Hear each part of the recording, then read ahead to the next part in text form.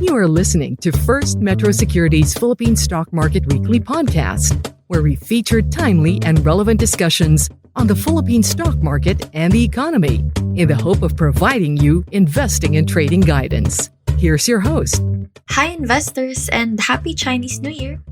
This is Anjz, Equity Research Associate from FirstMetro Securities. Today's podcast is a special episode regarding the MSCI Feb 2026 rebalancing results and its impact to the market. As of recording, MSCI just announced the changes to the MSCI Global Indexes resulting from the Feb 2026 index review. All changes will be made as of the close of Feb 27 and effective on March 2. We are quite happy to mention that our team correctly flagged the following. First, no changes expected for the MSCI PH Standard Index, wherein JFC remains. Second, Apex and Maynilad will be added to the MSCI PH Small Caps Index. So both of these calls actually panned out.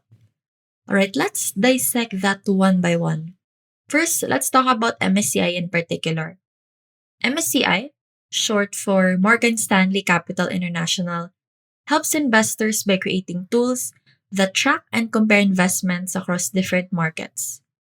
MSCI is best known for their indexes, which are used as benchmarks for different investment funds across the globe. The MSCI Philippines Index focuses on the large and mid-cap segments within the Philippine market. It includes 11 constituents and covers about 75% of the Philippine equity market's free float, giving investors a clear picture of how the bulk of the market is doing. Also to clarify, the MSCI Philippines Index is different from the Philippine Stock Exchange Index, or PSEI. The PSEI is operated by our local stock exchange. Again, that's the Philippine Stock Exchange. The PSEI's main goal is to track stocks that would be most representative of the Philippine stock market. Meanwhile, MSCI's indexes are basically designed to highlight stocks that are large and liquid enough for foreign investors to trade. Each type of index, quote-unquote class, aims to capture a certain slice of the market that's available for foreign investors. First, you have the MSCI Philippines Standard Index. This looks at large and mid-cap stocks. It covers about 75% of the local stock market, giving investors a broad view of the bigger players.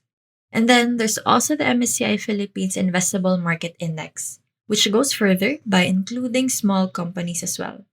This version covers about 99% of the market, offering a nearly complete picture of Philippine equities.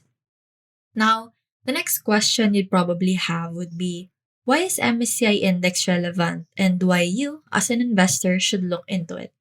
MSCI indexes are followed by funds all over the world, which means any changes to them can quickly influence how fund managers invest.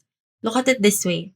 If a stock is removed or its share in the index is reduced, you can call that downweighted. Managers usually sell part of their holdings in that company. Now, if a stock is added or its share price is increased, upweighted, managers typically buy more of it to increase exposure. We at FirstMetroSec closely monitor both the MSCI PH Standard Index and MSCI PH Small Cap Index. We try to project if there would be changes in the constituents, such as stocks which could be added or deleted based on MSCI's criteria. Now let's talk about it on a per stock basis. We have JFC, Apex, and Maynilad. JFC, for context, late last year, there was a speculation that it will be taken out of the MSCI PH Standard Index. Of course, when we heard about this, we had to check if this is actually possible. And according to our initial forecast, JFC is actually safe and will remain in the index.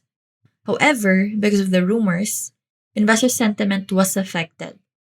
And unfortunately, this led to its share price to decline to a new 52-week low. Come January of 2026, the stock rebounded. In fact, it grew by around 14% day on day after management announced plans to spin off its international businesses. This, in turn, is East Index exit fears.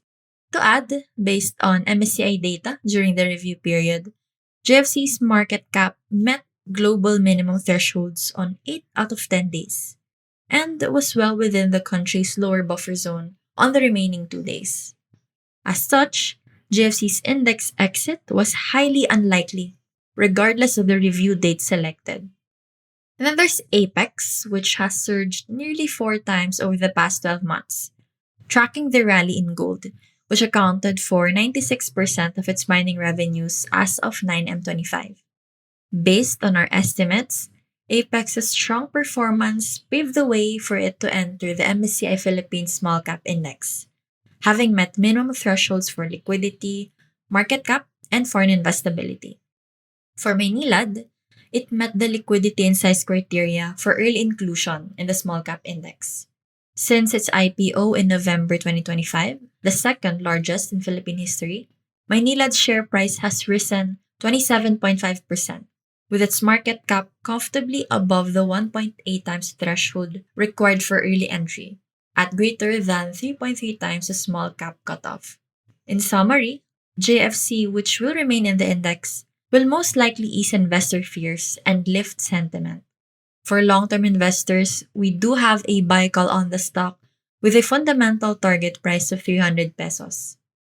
For Apex and Maynilad, the view here is that passive funds focused on tracking MSCI Philippine Small Cap Index are expected to rebalance portfolios and add both, potentially driving their stock prices in the short term. So watch out for share price movements from these names, especially on and after Feb 27, to take advantage of potential buying or selling opportunities. Again, changes will be implemented as of the close of Feb 27 and effective on March 2. We do have these reports uploaded on the platform. Clients can access them by simply logging into their FirstMetroSec My or Pro account. Go to the Research tab, then click FirstMetroSec. Look for our Trader's Playbook report on JFC, Apex, and Maynilad. Or you can also check out the MSCI Rebalancing Report under Company Report. You can also access these reports on the FirstMetroSec Go mobile app. Upon logging in, swipe your screen to the left until you see the reports portion. That pretty much sums up our discussion this episode. We hope this has been insightful. If you do have any topics that you want us to discuss here, feel free to shoot us a message on our socials and we'll gladly look into them. So that's First Metro Securities on Facebook, Instagram, and YouTube, and FirstMetroSec on TikTok. Thank you everyone for tuning in and see you on the next podcast. Thanks for listening to First Metro Securities Philippine Stock Market Weekly podcast. Don't forget to follow us to get first dibs on our new episodes.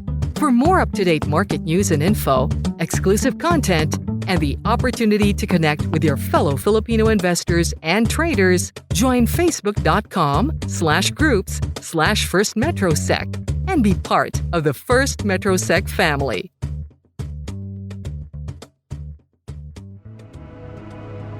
The views and opinions expressed by the podcast creators, hosts, and guests do not necessarily reflect the official policy and position of Podcast Network Asia, the hosts of the program, or other programs of the network.